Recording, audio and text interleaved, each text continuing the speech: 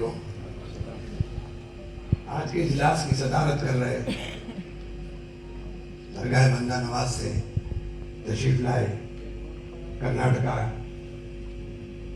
वक्फ board के chairman हमारे अजीज दोस्त हुसैनी साहब, हजरत मौलाना महमूद मदनी साहब और तमाम यहाँ पर मौजूद हमारे मेंबर पार्लियामेंट साहिबान और तमाम जो हमारे कौम के खास तौर से बड़े मौजूद हैं और साथियों, अभी बहुत लंबी चौड़ी बात करने का वक्त नहीं है, मैं ज़्यादा बात भी नहीं करना चाहता हूँ, लेकिन वक्त के मुतालिक इतना ज़रूर कहना चाहता हूँ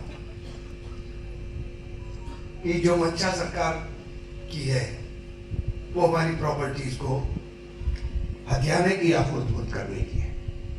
बहुत सारी डिटेल में नहीं जाना चाहता, चूंकि हमने इस लड़ाई को कमेटी के अंदर लड़ा और बहुत सारे ऐसे क्लॉजेस को हमने बचाने का भी काम कर लिया जिनसे इमीडिएट नुकसान बहुत ज्यादा होता। आप लोगों की जिम्मेदारी है कि पोर्टल के ऊपर अपने रजिस्ट्रेशन जरूर कराएं। रजिस्ट्रेशन नहीं हो रहा है तो कोर्ट में डाल दें। इसको इतना वक्त दे दें कि जब हम आए तो ये उलझावा हो, इसे सुलझाने में 1 घंटा लगेगा इंशाअल्लाह। 1 घंटे के अंदर हम इसे सुलझा भी देंगे। हमारी बात को अदरवाइज लिया जाता है, लेकिन हम बहुत सोच समझ करके कह रहा हूं कि ये वक्त को हम बर्बाद नहीं होने देने के, क्योंकि जब ये वक्त का चल रहा था मैंने तभी कहा था कि ये निशाना कहीं और निगाहें कहीं।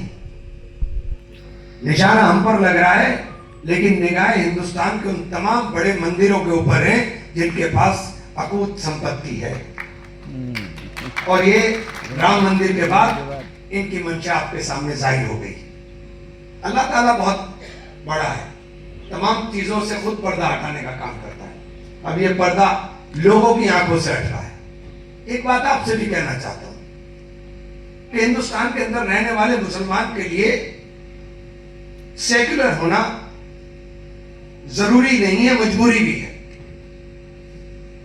आपको सेक्युलर होना ही पड़ेगा। अगर आप सेक्युलर नहीं होंगे तो इस जमहूरी निजाम के अंदर हमारा कुछ उठने वाला नहीं है। यह जरूरी नहीं है कि दाढ़ी टोपी वाला आपकी बेहतर बात करेगा और एक बिना दाढ़ी टोपी वाला और बिना हमारे मजहब से ताल्लुक रखने वाला हमारी बात नहीं करेगा। हो सकता है कि हरिंदर मलिक की आवाज में उतना दम हो जो दम एक दाढ़ी टोपी वाले की आवाज में ना हो। ये जो मुनाफिक मिजाज के लोग हमारे बीच में पैदा हो गए, जिनकी शक्ल सिर्फ हमसे मिलती है, जिनका लिबास हमसे मिलता है, लेकिन उनकी तमाम तर बातें अगर गहराई के साथ सोचने का काम करोगे तो उनकी तमाम तर बातों से हमारी जड़ें खोदने का काम होता है। ये बैठे सिद्दीक साहब वेस्ट बंगाल से, वाकई जाहिर आदमी खड़ा हो गया कि मैं मस्जिद बनाऊंगा, और मैंने उसी दिन कहा था कि भाजपा का एजेंट है कि मस्जिद बनाने के नाम पर चंदा इकट्ठा हो रहा है, उसका नाम आ रहा है।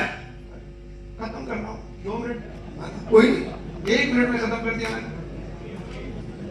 और मैंने उसी दिन कहा था कि ये भाजपा का आदमी है और ये एजेंट बन करके आ रहा है, और नतीजा आपके सामने बता देंगे।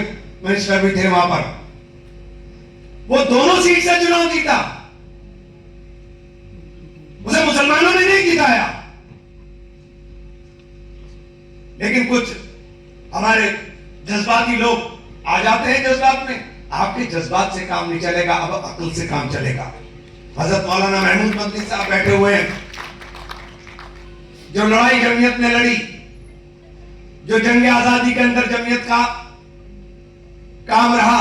मैं एक गुजारिश जरूर करना चाहूंगा हजरत मौलाना महमूद मदनी साहब से कि जंग आजादी की लड़ाई के अंदर शहादत पाने वाले उन तमाम तर उलेमाए इकराम और उन तमाम तर खास तौर से मुसलमान लोगों के नाम और उनके काम जितने ज्यादा से ज्यादा हम लोगों को अपने बीच में देने का काम कर सके, जिससे आने वाली नस्लों को पता रहे, चूंकि हमारा इतिहास बदलना चाहते हैं।